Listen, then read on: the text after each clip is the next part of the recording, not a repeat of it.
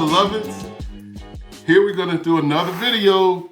Thank you so much for all the support of our first video. We did the first one on Miss Shakira Richardson, and really what it was about us having some grace with one another. And that video really seemed to touch people. That's what we want. We're really looking forward to touching people's hearts and minds and having discussions where we grow together. Now, we kind of shot out of the gate and we just went right into a subject. And what I was thinking was that you don't really know me. You got this guy behind this camera that's talking to you, but you don't really know who I am. Well, let's take a few minutes and I'll have you get to know me. A couple reasons I think you should know who's speaking to you, especially when we're going to be talking about financial and family type things. The other thing is I know my people. I know, look, the name of this organization is Young, Wealthy, and Black Academy. And the Black is unapologetic. It's there for a reason. That's our target market. We're looking forward to affecting the lives of 1,000 Black families and coming alongside them and helping them to garner wealth.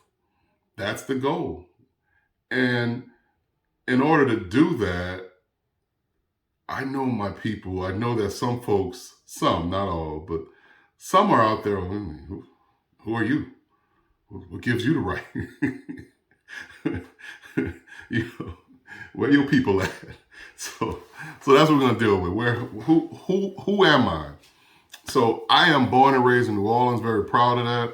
Came up and I saw New Orleans when we had Black businesses, and then all of a sudden in the 80s, we were ravaged like many other inner cities with crack and the buildup of the prison industrial complex.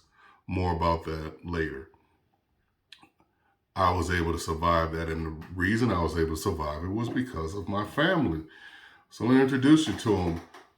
I am proud to be the son of none other than Miss Gilda here. And that's my beloved mother. And my father, Kenneth, no longer with us. Kenneth and Gilda met on Southern University's campus, and after so meeting, they fell in love, got married, and had little old me. Who produced Kenneth was none other than fantastic musician and a real cool Army cat. I don't see many pictures of folks in the Army with their hat tilted to the side. My grandpa was cool, y'all. That's William Young. And William Young married none other than Jessie. There's Jessie Young there. That's my grandmother. Now, I know you look at this and you say, wait a minute, you all blackety black and you got a white grandmother. Even if I did, I still could be blackety black. But my grandmother ain't white, y'all. My grandmother is black. That's none other than Jessie Young. And if she was still alive, she would certainly tell you how black she is. You would have no doubt of her blackness. I can tell you that much. On my mother's side, my grandfather is Ed Fortenberry, another fantastically outspoken, walking tall black man. I'm so blessed. So blessed.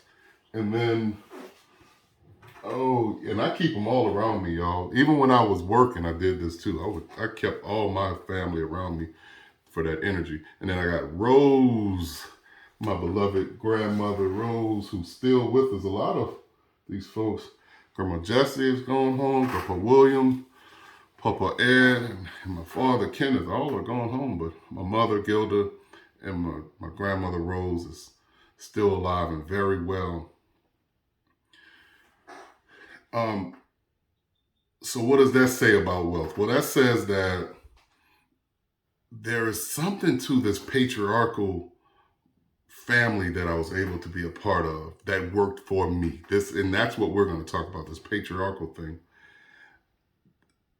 Ed was a patriarch of the family. William was a patriarch of the family. There's something that broke down with my father and my mother's relationship. They ended up having to have a divorce. That's their story to tell. I'll tell my part of it. But my part of it is that I'll share with you right now is that lets you know that I know how to deal within the family where mother and father are there, because you had Ed and Rose and you had William and Jesse.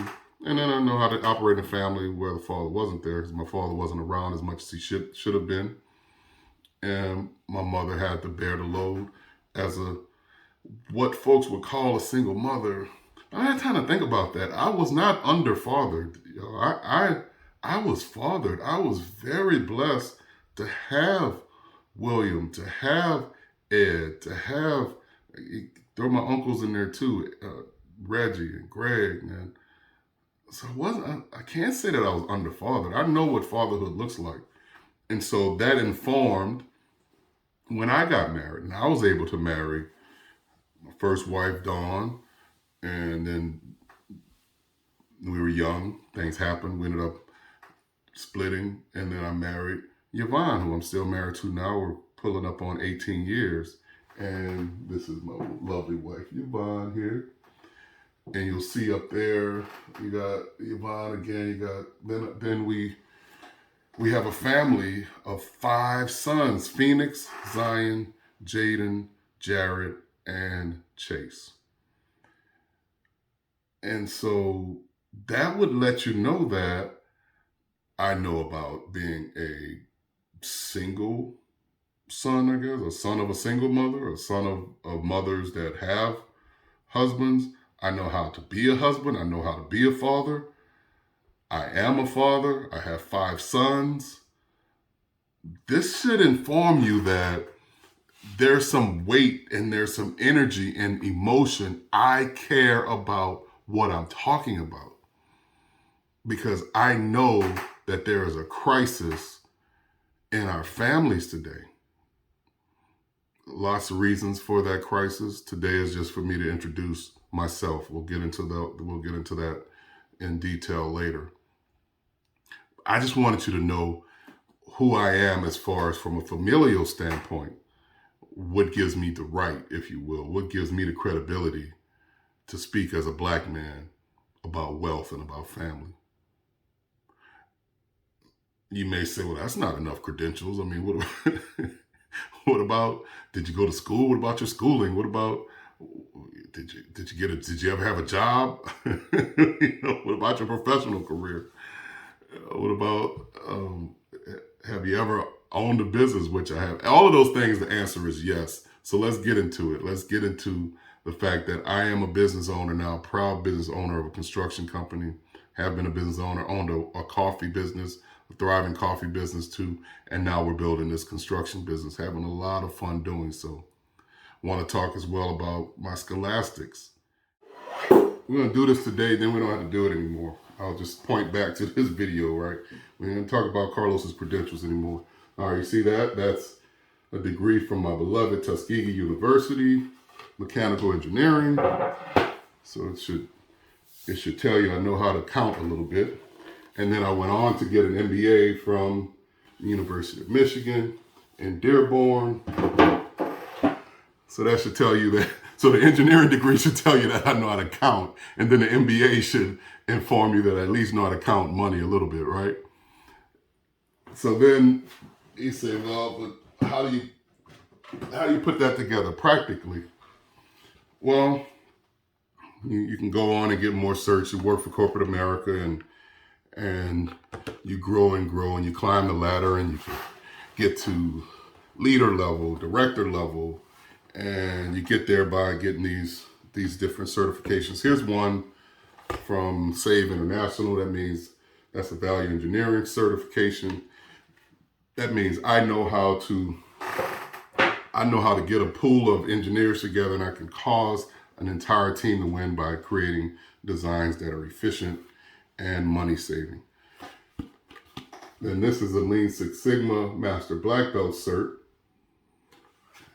That tells you that I can train and build teams of continuous improvement practitioners that can then, just like myself, can go into warehouses, can go into plants, can go into places of business, front of the office, or on the shop floor, and cause them to be efficient, cause them to win.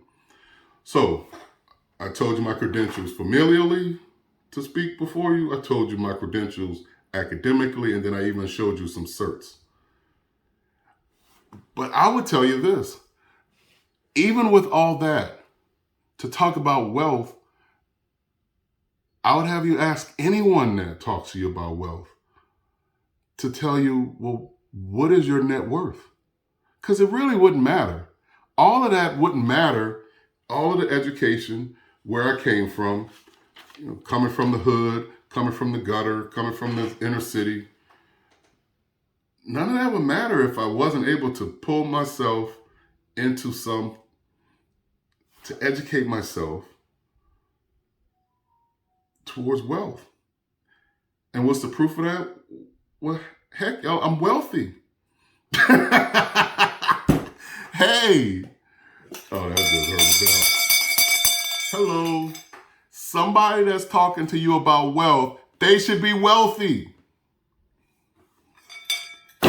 They should have wealth.